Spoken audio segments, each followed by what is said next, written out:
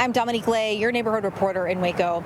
We've been telling you for weeks about the possible impacts from President Donald Trump's tariffs, but one he issued back in March could impact families during their most difficult times.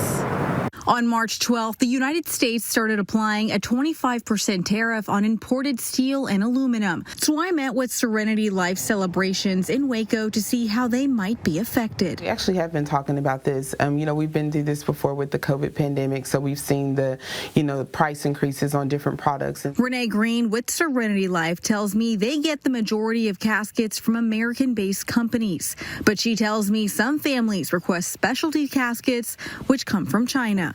And so we are expecting an increase on those caskets. Green says the average funeral can cost between $5,000 to $8,000, with caskets ranging in price from $995 all the way up to $40,000.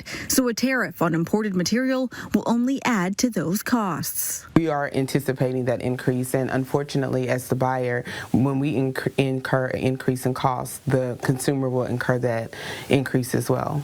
I called several other funeral homes to find out how they would be affected, most telling me they buy American-made caskets. But for Central Texas Caskets, it's a different story. For 25 years, they've offered caskets at a discount price starting at $650. The store owner tells me most American companies don't provide services to discount stores, so they buy from Mexico. She tells me the cost for her is going to increase 20%, but she doesn't plan to pass the increased costs on to her customers who are already going through a tough time.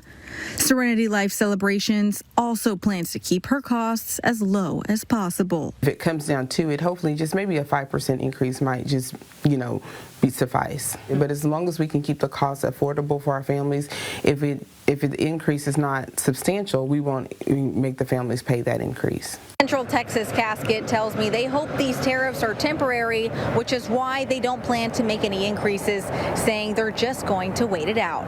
Reporting in Waco, I'm Dominique Lay.